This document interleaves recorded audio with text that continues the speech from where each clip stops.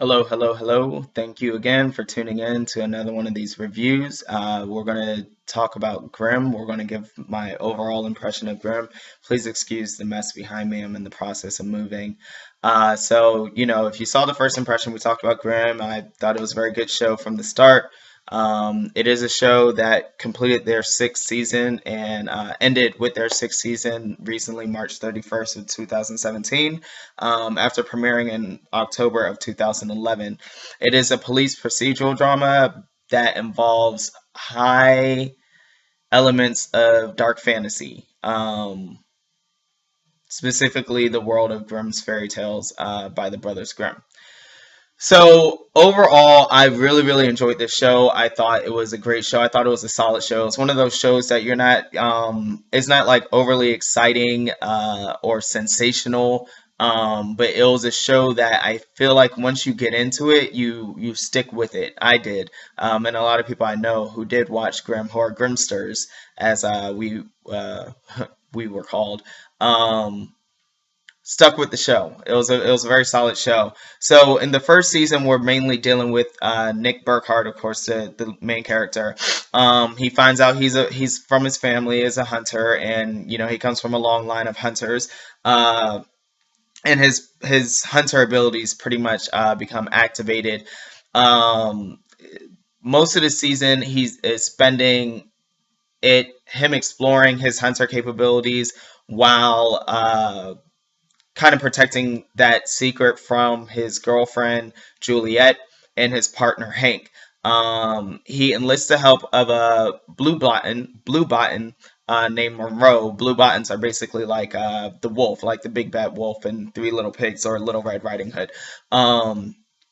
As Portland, Oregon, where the story takes place, becomes more aware that there's a Grimm in town, we realize that this is affecting the vesting community. Uh, and as they become aware that there's a Grimm, they're acting differently.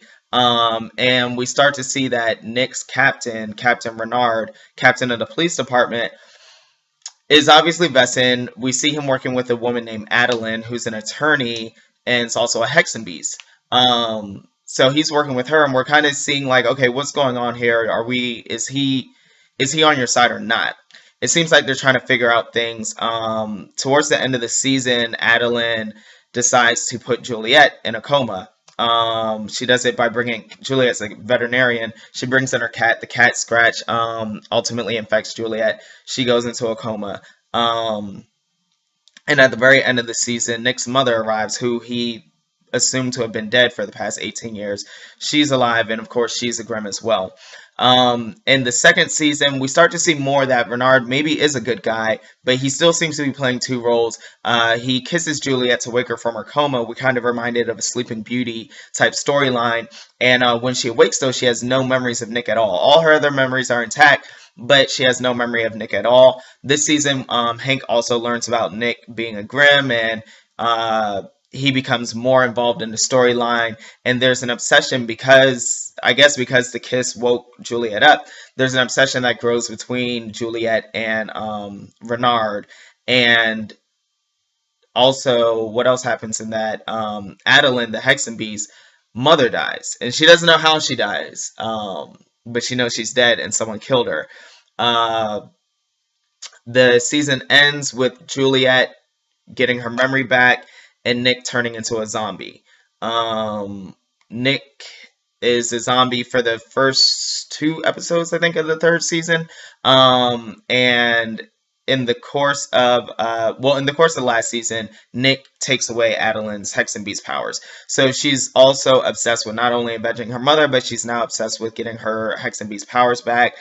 We see Juliet be an awesome, awesome girlfriend. She's introduced to the Grimm world. She understands what's going on. She supports Nick. She's like his backup along with Monroe and Rosalie.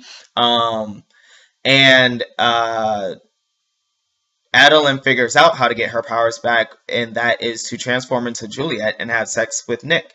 And in the course of doing that, he gets pretty much the worst STD a Grimm can get, which is he loses his Grimm powers. So, Also, at the end of the season, Monroe and Rosalie get married. Congratulations, Monroe and Rosalie. And Renard is shot at the end of the season. The fourth season, Renard's mom brings him back to life. Nick and Juliet kind of teeter totter on the brink of like, do we want Nick to remain normal? Do we want him to get back to being a Grimm? What's going on?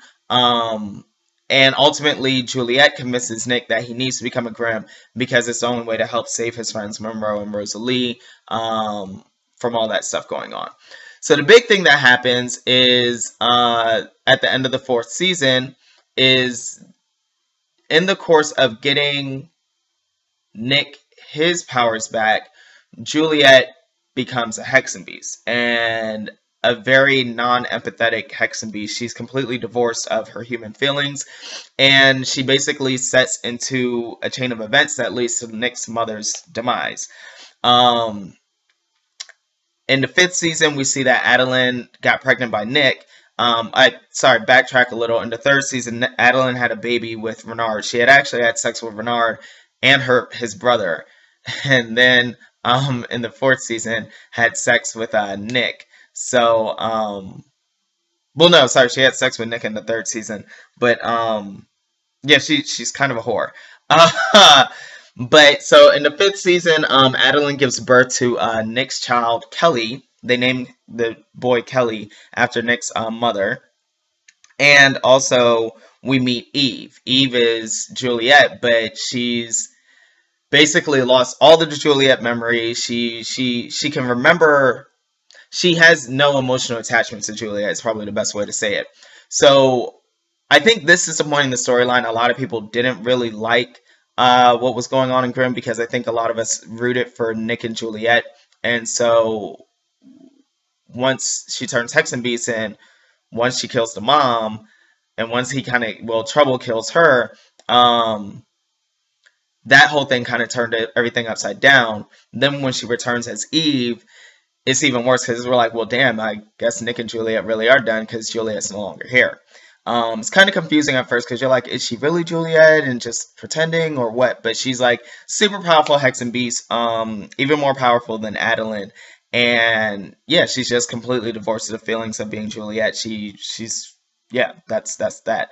We're also really introduced to Adeline and Renard's daughter, Diana, who is super duper powerful, and we can tell obviously it's going to be a big crux for the end of the show. So now we're in season 6.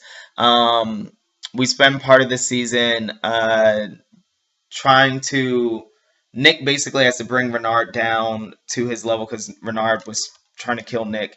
He aligned with the kind of political group, Vesson political group, Black Claw, which is basically like, screw humans, Vesson needs to run this shit.